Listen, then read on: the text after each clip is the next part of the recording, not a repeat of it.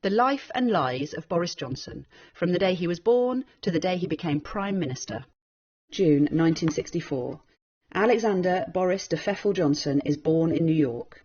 His earliest recorded ambition is to become World King. 1982. In a letter to Johnson's father, an Eton schoolteacher writes of the 17-year-old Boris Johnson, "He sometimes seems affronted when criticised for what amounts to a gross failure of responsibility, and surprised at the same time that he was not appointed captain of the school for the next half. I think he honestly believes that it is churlish of us not to regard him as an exception, one who should be free of the network of obligation that binds everyone else." 1983. Johnson becomes a leading member of Oxford University's male-only Bullingdon Club.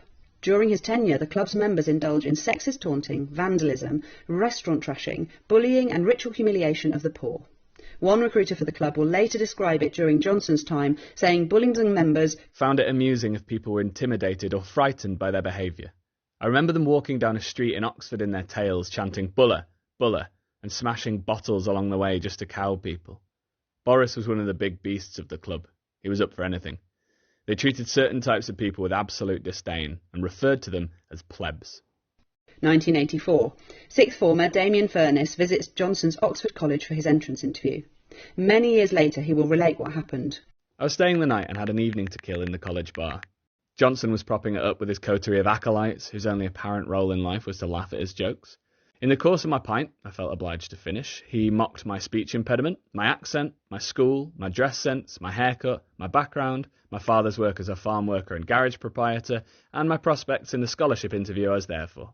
His only motivation was to amuse his posh boy mates." 1987. At the age of 23, Johnson marries the daughter of a millionaire art historian. Fresh out of university and aided by family connections, he lands a traineeship at the Times newspaper. 1988. Johnson is sacked as a trainee at the Times for making up a quote on his first front-page story. 1990. Johnson conspires with his Bullingdon Club friend Darius Guppy to have a fellow journalist assaulted. The two discuss in detail how badly assaulted the man will be, including cracked ribs and black eyes, before Johnson agrees to supply the journalist's address for the attack to be carried out. "Boris, have you got this number?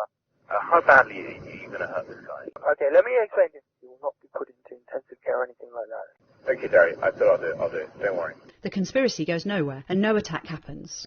1991. According to a friend of Johnson's wife, an incident occurs in which Johnson displays his frightening temper, after which his wife turns up at the friend's flat in Brussels looking shocked, scared and on the brink of tears.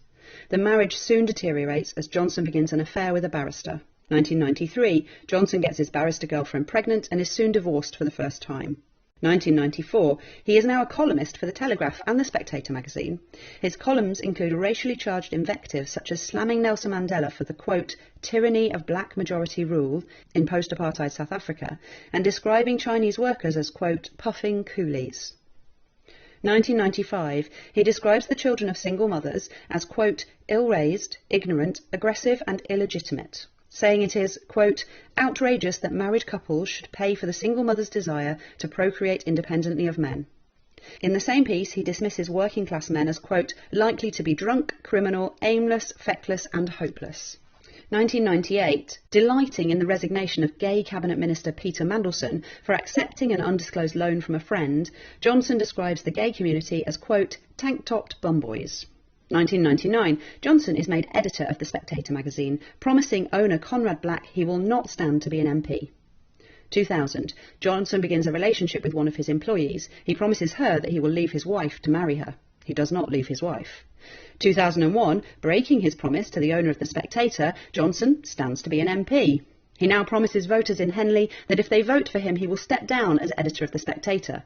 That June, he becomes MP for Henley. He does not step down as editor of The Spectator. In a book he writes during the election campaign, Johnson compares equal marriage to a union between 3 men and a dog. 2002. Writing in The Spectator, Johnson defends British colonialism in Africa, saying, the problem is not that we were once in charge, but that we are not in charge anymore. Left to their own devices, the natives would rely on nothing but the instant carbohydrate gratification of the plantain. Meanwhile, in The Telegraph, he describes black Africans as, quote, flag-waving pickaninnies with watermelon smiles. 2003. Johnson is made Vice Chair of the Conservative Party and Shadow Arts Minister. 2004, rumours circulate that Johnson has got one of his employees pregnant, resulting in her having an abortion. Johnson slams the suggestion as, quote, complete balderdash and an inverted pyramid of piffle, and assures Conservative Party leader Michael Howard that the claim is untrue. In reality, the rumours are entirely true. Johnson is sacked from his position as Tory Vice Chair and Shadow Minister for lying to the party leader. 2005, Johnson steps down as editor of The Spectator. Advising his successor on how to deal with a senior female colleague, he says, just pat her on the bottom and send her on her way. 2008, Johnson becomes Mayor of London. 2009, he fathers a child with an unpaid advisor to City Hall. 2013, the Court of Appeal throws out an injunction that has until now prevented Johnson being named as the father of the child. 3 judges rule that the public has a right to know about Johnson's, quote, reckless behaviour. By now, Johnson is having an affair with an American technology entrepreneur. Her company will receive £26,000 of public money while Johnson is mayor. She will later receive a £100,000 government grant intended for UK operating businesses, even after relocating to California the previous year. 2014, Johnson denies at least 17 times that he will stand as an MP while still in post as Mayor of London. 2015, Johnson stands as an MP while still in post as Mayor of London. 2016, hedging his bets, Johnson drafts 2 Brexit articles, one pro-Leave and the other pro-Remain. In his pro-Remain article, Johnson says the UK should remain, quote, intimately engaged in the EU, and that Brexit could cause an economic shock, the diminishing of Britain on the world stage, and the breakup of the Union. 2 days later, Johnson announces he will be campaigning for Vote Leave. On June 23rd, Britain votes to leave the EU. Prime Minister David Cameron resigns. Johnson is the leading figure to replace him, but his leadership campaign soon implodes when his own campaign manager, Michael Gove, says that Johnson is, quote, not capable of leading the country. Instead, Cameron is succeeded by Theresa May. She makes Johnson Foreign Secretary. 2017, Johnson fails to impress in the role, making a series of dangerous gaffes. Most notably, he significantly undermines the legal case of Nazanin Zaghari-Ratcliffe, a British Iranian held in Iran on charges of espionage. It will be a further 5 years before she is finally released. 2018, Johnson resigns as Foreign Secretary and returns to his £250,000 a year job as a columnist for the Daily Telegraph. He's soon using his column to label women who wear burqas as, quote, letterboxes. His brother Leo, who's married to a Muslim, slams Johnson for his, quote, bigotry. In the week following his outburst, Islamophobic incidents increase across the UK by almost 400%. Almost half of all reported in-person abuse directly references Boris Johnson or the language he used. Johnson is now having an affair with Carrie Symonds, a former communications director for the Conservative Party. Johnson and his wife will soon separate. 2019, police are called to Symonds' South London flat after reports of a serious altercation.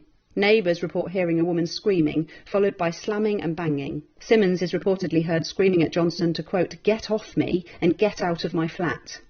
Symonds will soon be expecting a baby. It is the 5th time as a married man that Johnson has made another woman, who isn't his wife, pregnant. On the 19th of July, following an internal Conservative Party coup against Theresa May, Johnson fulfills his lifetime ambition and becomes Prime Minister of the United Kingdom. Everything in this film was known before the Tory Party made him Prime Minister.